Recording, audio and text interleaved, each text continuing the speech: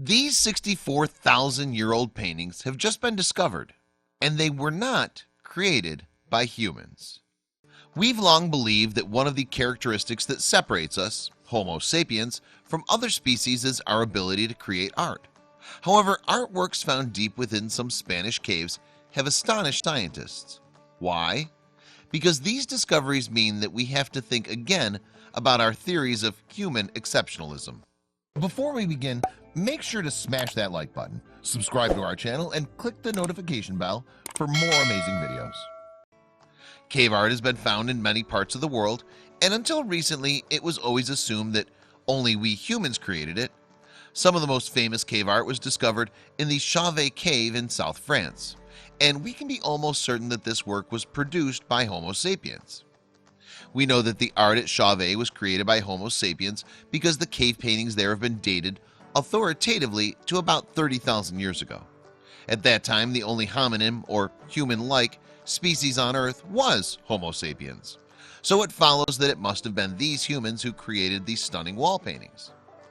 Another example of Stone Age cave paintings was discovered in Lascaux Cave, also in France. On the walls of this cave are some 6,000 images depicting a variety of animals, among them deer, aurochs, and horses. The site also contains pictures of humans alongside images that are abstract.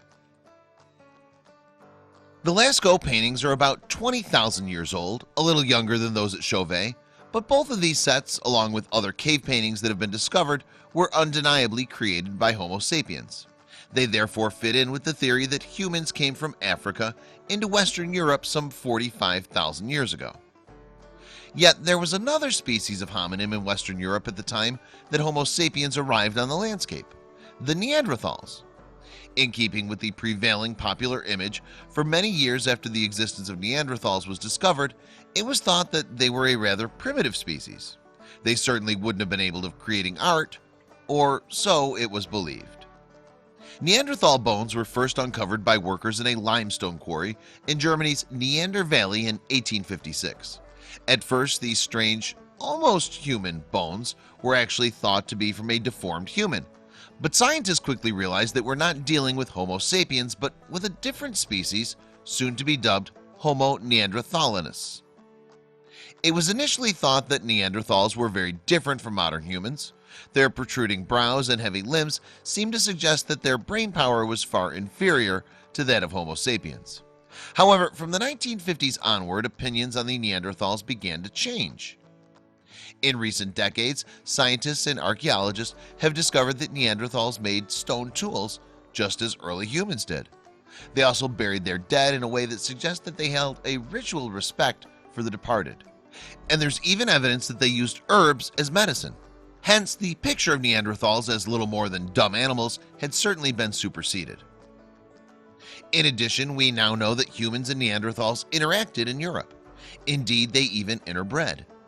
Research has shown that on average the DNA of modern Europeans is about 2% Neanderthal, and modern Asian people's DNA contains approximately the same amount.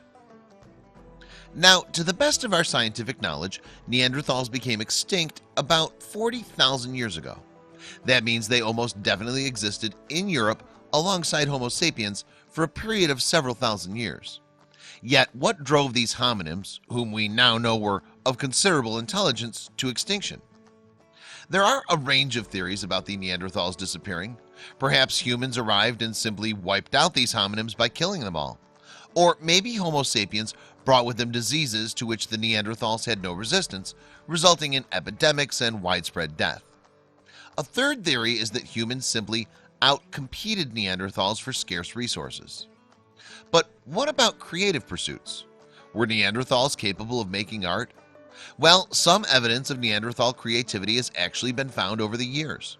French scientists discovered jewelry dating back 43,000 years that's believed to have been fashioned by Neanderthals. Perhaps these artifacts had artistic or symbolic meanings. In any case, though, 43,000 years ago takes us to the period when Neanderthals were sharing territories with Homo sapiens. It's therefore possible that the Neanderthals were simply mimicking behavior they'd observed by their human cousins. Yet the ability to copy in this way in itself suggests a certain level of sophistication. Some previous claims for Neanderthal symbolic behavior had dated uncertainties or lay within inferred overlaps between Neanderthals and Homo sapiens 40,000 to 60,000 years ago, meaning that they'd still be attributed to modern humans or to the influence of modern humans on Neanderthal behavior. The London Natural History Museum's professor Chris Stringer told the BBC in February of 2018.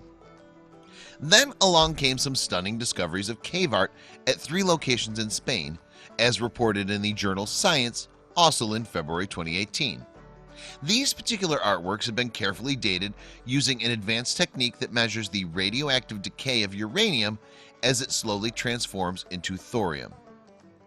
And the unequivocal age of these paintings is no less than 65,000 years ago. That's at least 20,000 years before Homo sapiens arrived in Spain. The only beings capable of making such art who were around in this geographical region at that time were thus Neanderthals. So scientists deduce that it must have been our hominin cousins who created the images. All of the cave paintings at the 3 sites are interestingly abstract in nature. There are Neanderthal handprints, red dots set in patterns, and geometric shapes. And Professor Stringer told the BBC that these new discoveries show Neanderthals were certainly able to think symbolically.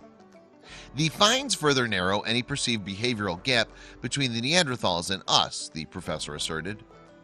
Speaking to the BBC, Alastair Pike, a professor at the University of Southampton, said, "The next big question is, did Neanderthals make figurative art? We've got hand stencils, we've got lots of red dots, and we've got these lines. We want to know whether there are paintings of the kind of animals they were hunting." In conclusion, it seems like we can no longer claim that our species is unique in its ability to create art. Neanderthals did so quite independently of us.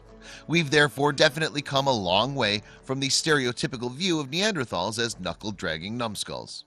And remember, if you're European or Asian, whether you're an artist or not, you're probably 2% Neanderthal yourself.